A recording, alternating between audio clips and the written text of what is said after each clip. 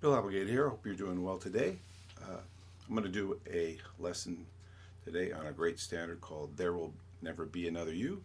It's going to be pretty straightforward. I'm going to first do the comping and explain some ideas for comping. Then I'm going to look at the melody, the head, and then finally a little solo that I wrote up. So let's get started. Here's the comping.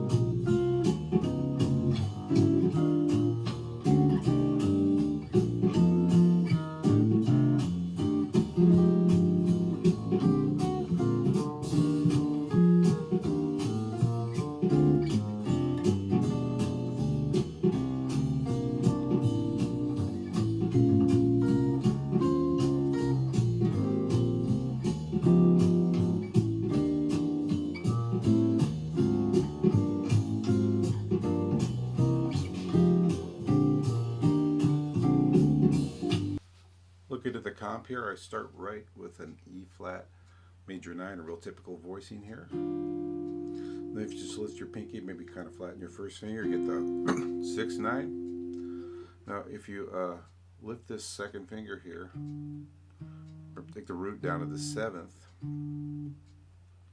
you get a real nice voicing that's mostly upper extensions with the 3rd, with the 7th, the 3rd, the 6th, and the 9th there. Okay. Be free in the rhythm with this example.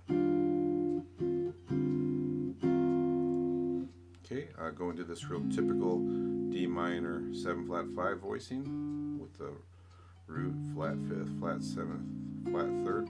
But first I played the 4th, kind of a suspension, I guess. Okay, and then I use this little diminished voicing to do a G7 with a flat 9th. Here's just so that's a voicing you can just move around.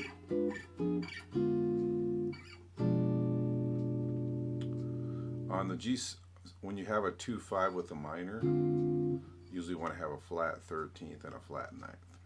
So,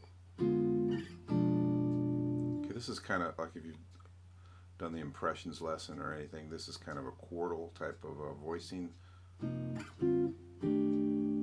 Okay, for the C minor 7. So it'd be like the root, the 4th, or the 11th, flat 7th, 3rd, okay? So this is like a 6-9 voicing, minor 6-9, flat 3, 6, 9, 5, and then what I did was just change the 6th to the 7th and back to the 6th.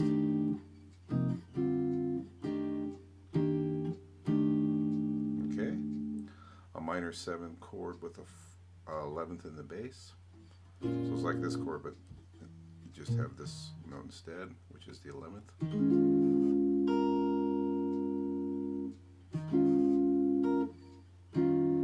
Just your typical 9th chord here. Now this is flat 7th, 3rd. You can think of that as the sharp 5th or flat 13th, or yeah, sharp 5th or flat 13th, and flat 9th. So a little tension before you go to this chord. So you might even want to wait and hold this for 3 beats and put that on beat 4. Looks like a C minor 7, but it actually works as an A flat major 9, 3, 7, 9, 5, and the 13th there. Typical D flat 9 chord. So when you do these kind of chromatic passing things, you kind of want to do the shape you're going to. So since I'm going to this E flat major 9, the chromatic passing thing, I use the shape of that chord. I kind of do the same thing here. Go to this minor 6-9.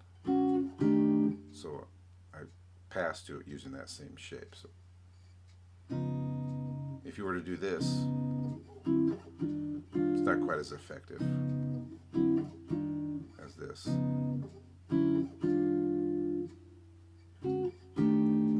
Okay, typical F7, then I just lowered the fifth, giving me the sharp 11 right here. Because this is going to be a Lydian dominant type of scale you want to use, so the sharp 11 works really well in the chord voicings. This 13th chord, you may have played it here more, but here it is in the middle 4 strings.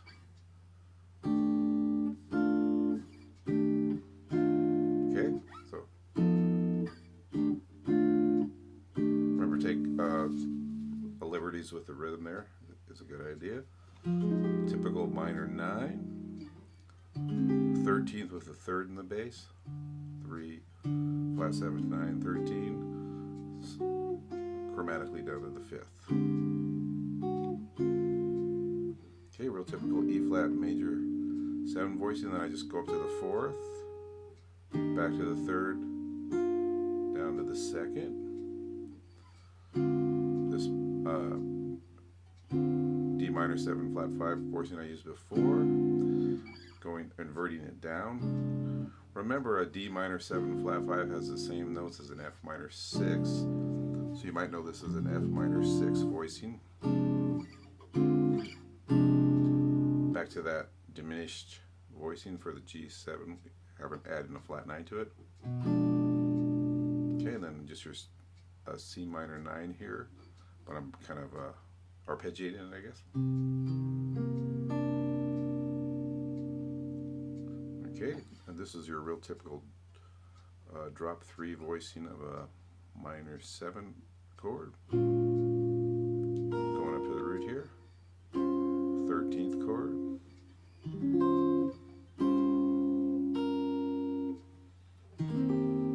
Looks kind of like an E flat 6, but it also works as an A major 9, kind of like this.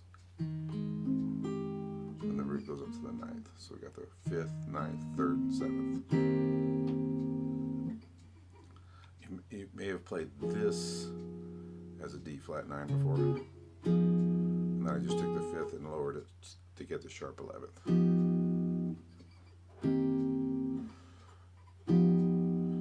Back to that typical E flat major 7. Now here it seemed to work really well to use your thumb in the bass. So the A minor 7 like that, but it'll work without that. But I like using the thumb there. So this looks like an A flat 13th, but it's actually a tritone sub, which makes it a kind of a D7 sharp 9 with a flat 5. G minor 7, back to that chord again. G minor 7, C7 sharp 9, up to the F minor 9, B flat 13th with the 3rd in the bass, E flat major 7. Notice in those last 3 chords we kept this G though. That's always a nice effect, kind of a pedal tone. Alright, let's look at the melody.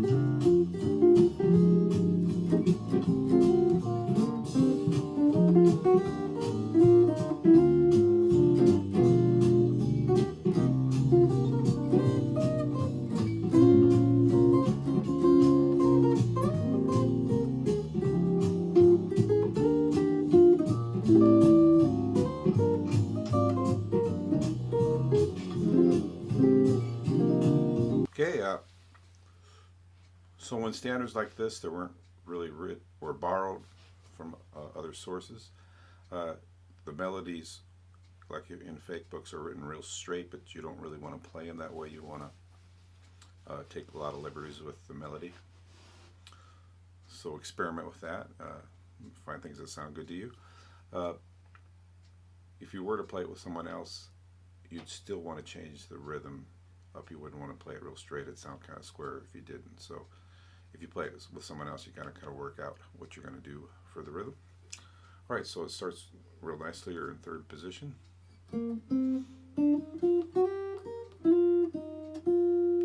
Now I throw these chords in. Be careful with that. If you're playing with a piano player that plays real busy, it might not work, but usually you can kind of slip those in without it clashing too much with the comper. So.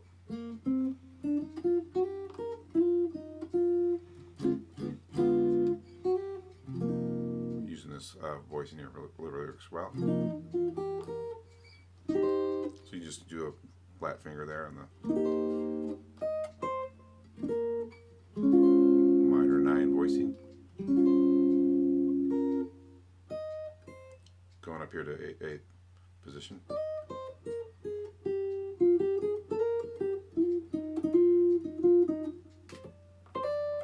You can do little trills and stuff. It adds a lot to it. F minor 11 there. 13 with the 3rd in the bass. Back to 3rd position.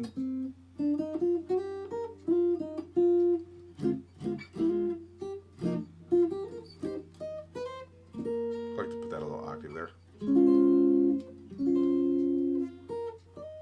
That shift here from 5th up to 8th can be a little tricky.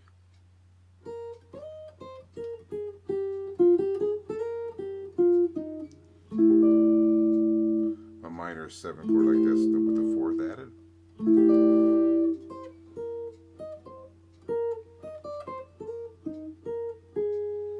I use this little voicing, looks like an A flat 6, huh? There's a really nice voicing there too. Okay, with a 6 in the bass there. All right, there you have it, the melody. Let's go on to the solo.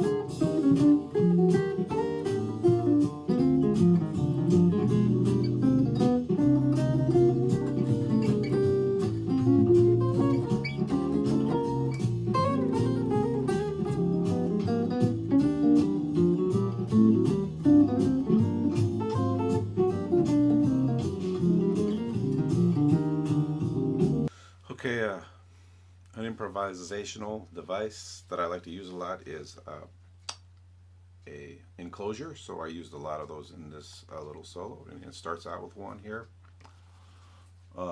around the D, the 7th of the E flat major 7. So I'm going actually 3 notes above it, 1 below it. Then just doing the arpeggio. 2, 3, 2, 3, 2, 7, and then another enclosure around the root of the D minor 7 flat 5, a chromatic enclosure, I guess you'd call it, up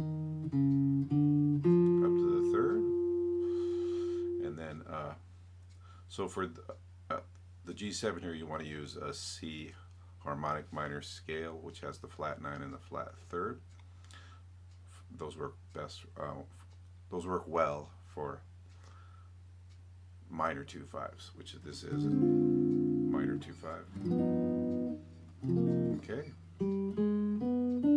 So it's just the root, flat 9, 3rd, 5th, 7th, flat 13th, 5th, 3rd.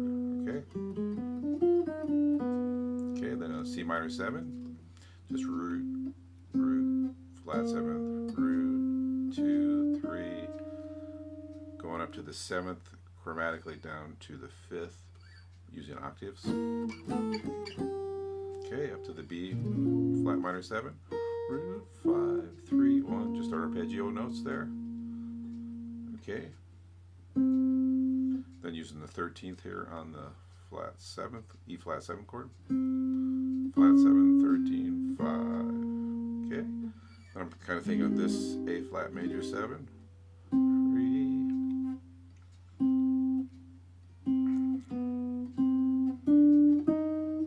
Okay. That's kind of the flat third, but I'm just kind of thinking of it as a passing note. Then just kind of using the same idea, using the Lydian dominant here, which would be an A flat melodic minor. So basically we're major, and then just going to minor, using the same idea. E flat major 7, 1, 7, 1, 2, then C minor 7, 5, 3, 1. Couldn't be more arpeggiated there. Okay. Say F7 here, we're thinking of a Lydian dominant scale. So you notice even in the comping I used this chord, so that was, that sharp 11. So that'd be the C melodic minor.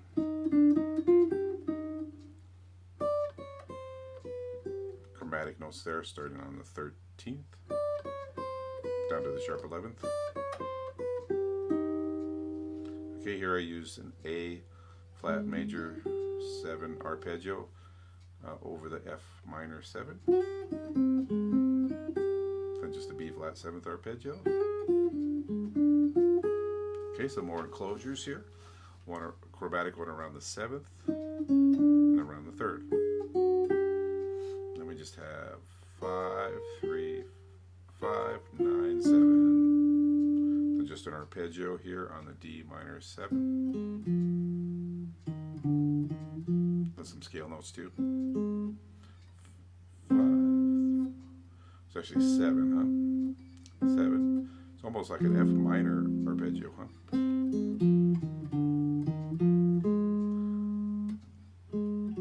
More enclosures around the root, around the 3rd. Just going up kind of a Dorian scale, I guess. Then jumping up here to the flat 7th and going chromatically down to the 5th using octaves. Then this next part is a little challenging technically, so you might want to spend a little time with it. Basically using a D flat major 7 arpeggio over the B minor 7 chord. So it's just that chord, huh? Then octaves, which would be 3, 1 of the minor 7 chord.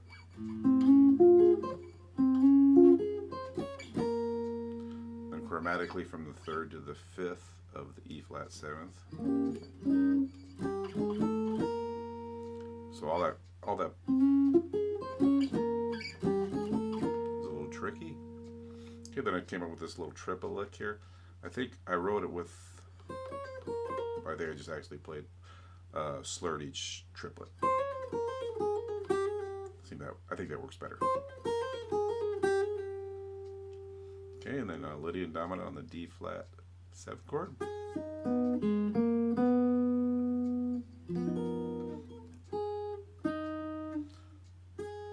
Just like a 9th chord, really. E flat major 7 arpeggio. 4, little chromatic note there. Okay, then on the A minor 7 I did a enclosure around the 7th, and then around the 7th of the D. Then I used the B flat major 7 arpeggio on the G minor 7 chord. And then 7, 5. You can kind of think of it as a major 9 chord, even though this is really the 7th and the 5th of the D7.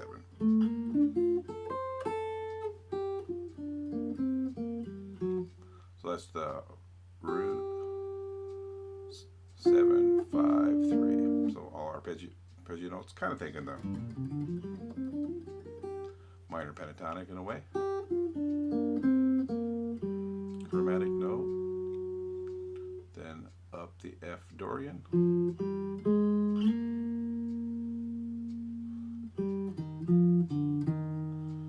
Okay, that's a neat little ending actually.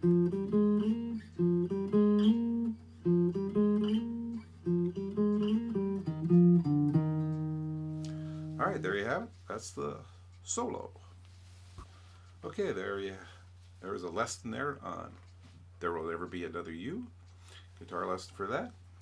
Hope this is something you can use. Remember to go to my website, BillApplegateGuitarist.com, to get the PDF and the backing tracks and the recorded examples. So I hope this is something you can use, and you guys have a great day.